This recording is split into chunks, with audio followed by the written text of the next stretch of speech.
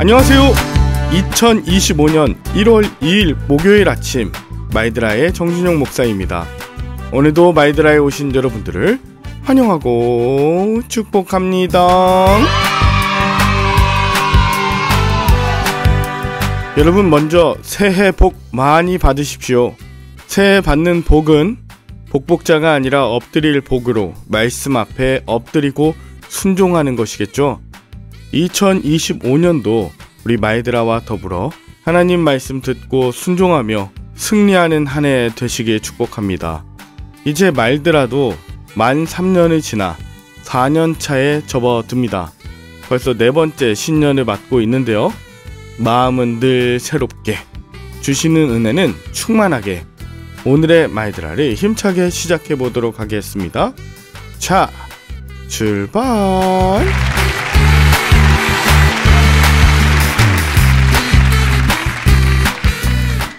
오늘은 욥기 31장을 묵상해 봅니다.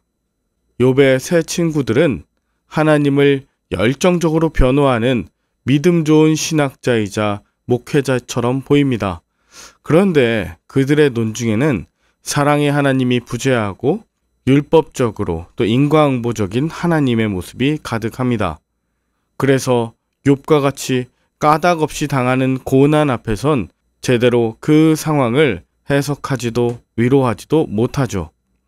이것은 믿음이 좋다고 하는 것이 자칫 하나님의 속성의 반만 알고 있는 것은 아닌가 하는 그런 마음을 갖게 합니다. 이것은 아마 우리가 하나님을 다 알고 있다고 착각하는 교만과 욕심에서 비롯된 것이 아닌가 싶어요. 우리는 모든 것을 다 알아야 하고 또 모든 욕망이 해결되어야만 만족하는 시대를 살고 있습니다. 우리의 눈은 눈 깜짝할 사이에 욕망의 대상을 포착하곤 합니다. 눈을 감는다고, 눈을 제거한다고 욕망이 사라질까요? 아닙니다. 눈이 문제가 아니라 마음이 문제예요. 욥은 다른 여인에게 주목하지 않겠다고 눈과 약속했다고 1절에 말합니다. 또한 7절에 보면 욕망을 자극하는 눈을 따라가지 않고자 하고, 또 8절과 9절에 보면 타인의 소유물과 은밀하게 남의 여인을 탐닉하는 관음증을 저지르지 않았습니다. 이것이 욥이 6절에서 내가 하나님 앞에 온전함을 지켜갔다, 이것을 말하고 있는 것입니다. 그러면서 욥은 공평한 저울에 달아보시는 하나님의 성품을 닮아 연약한 자들의 억울함을 듣고 또 공평하게 처리하였다고 말합니다. 그러면서 만일 내가 그런 일들을 했다라면 내가 그것 이상으로 내게 저주가 임하기를 바라면서, 무엇보다 14절 하나님께서 일어나실 때에 내가 어떻게 하겠느냐, 하나님이 심판하실 때에 내가 무엇이라 대답하겠느냐라고 합니다. 세상은 강자만이 말을 하고 약자에게는 침묵을 강요해요. 하지만 욥은 그런 세상의 논리를 거부했습니다. 그는 약자들의 하소연에 귀를 기울였고 또 시종일관 말씀하시는 하나님을 기다렸습니다. 남의 말에 귀를 기울이는 사람은 그들의 필요를 알고 도와주려 합니다. 욥은 자신이 배고플 때 과부와 고아로 대변되는 약자들이 그 이상 배가 고프다는 것을 알고 먹을 걸 나누어 주었습니다. 아니, 나누는 정도가 아니라 젊었을 때부터 고아 기르기를 그의 아비처럼 했다고 18절에도 말하고 있습니다. 자, 이렇게 욥이 자신의 욕망을 통제하고 또 힘없는 사람들의 하소연을 들어주며 그들의 힘이 되어준 것은 하나님이 아시는 것입니다. 단지 하나님이 침묵하시는 이유는 욥이 유죄이기 때문이 아니라 욥의 이야기를 듣는 시간이었고, 그래서 욥이 침묵하지 않았습니다. 진짜 침묵을 강요하는 세상에 저항하는 것이 진정한 용기입니다. 하나님은 들으시는 분이세요. 약한 자의 아픔과 억울함을 주목하여 들으십니다. 오늘 본문 속 욥은 하나님의 성품을 닮았어요. 하나님을 닮아 약자들의 하소연을 듣고 과부와 고아들을 돌보는 일에 헌신하고 있기 때문입니다.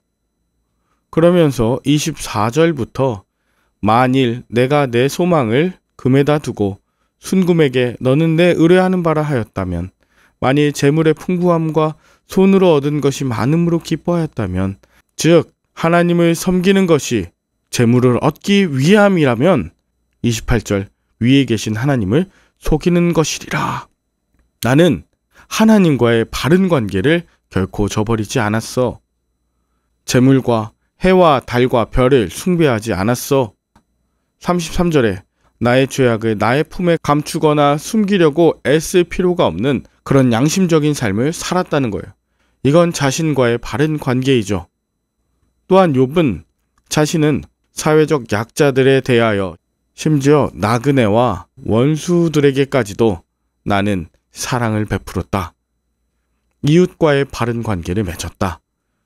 그리고 마지막 38절부터 자신은 부당하게 땅을 착취하지 않았다. 즉 땅, 자연, 이 피조 세계와 바른 관계를 맺었다고 말하는 것입니다. 사람이 하나님과의 관계, 또 자기 자신과의 관계, 이웃과의 관계, 또 청지기로서 자연을 관리하고 보호해야 할 그 자연과의 관계를 잃어버린다면 자연을 숭배하거나 훼손하게 됩니다. 그래서 로마서 8장 22절엔 피조물이 다 이제까지 탄식하며 함께 고통받고 이 온전한 관계를 회복하며 거룩하게 살아갈 하나님의 아들들을 기다린다고 말하는 것이죠. 여러분은 오늘 본문을 통해 무엇을 느끼셨나요? 탐욕과 욕망의 시대를 살아간다는 건 결코 쉬운 일이 아닙니다. 죄의 욕망을 통제하는 것, 침묵을 강요하지 않고 오히려 약자의 목소리가 되어주는 것. 그래서 하나님과의 관계, 나의 관계, 이웃과의 관계, 피조세계의 관계를 온전히 회복하는 것, 이것이 2025년 저와 여러분들이 해나가야 할 그리스도인의 사명입니다. 오늘 제가 읽진 않았지만 욥은 4절, 그가 내 길을 살피신다. 내 걸음마저 다 세신다. 하나님께서 저와 여러분과 동행하십니다. 저와 여러분들의 길 되어주십니다. 그러니 이 시대에 하나님이 쓰실 만한 그런 온전한 신앙인으로서 바른 관계 맺고 살아가시는 저와 여러분들의 하루 될 수 있기를 간절히 축복합니다. 함께 기도할까요? 하나님 아버지, 2025년 말드라를 통해서 말씀 묵상할 수 있는 은혜를 주심을 감사합니다. 지난 2024년 참으로 많은 사건 사고 앞에서 때로 우리는 무기력했고 또 교만했습니다. 그러나 때때로 주님께서 우리를 사용하여 주셔서 불의와 약함 앞에서 함께 대변하는 소리가 되게 하여 주셨고, 하나님과 자신과 이웃과 피조세계 앞에서 어떤 것이 그리스도인의 모습인지 선포하게 하셨습니다. 하나님, 이제 올해는 그 하나님의 사랑과 평화의 길을 더욱 담대하게 선포하고 노래하는 우리의 삶이 되게 하여 주시옵소서. 하나님과 더욱 친밀하고 온전한 관계를 맺는 한 해가 되게 하여 주시옵고, 하나님의 자녀로서 맡겨주신 사명 잘 감당하도록 한 해 동안도 임마누엘 되어 주시옵소서. 또한 무한의 항공기 사고로 인해서 희생당하신 179명의 영혼을 주님께서 붙들어 주셔서 모든 수습 절차 가운데 어려움 없게 하시고, 유족들의 마음 가운데 하나님의 위로하심과 긍휼하심이 흘러 넘치게 하여 주옵소서. 우리를 통로로 삼아 주시옵소서. 예수 그리스도의 이름으로 기도 올리옵나이다. 아멘.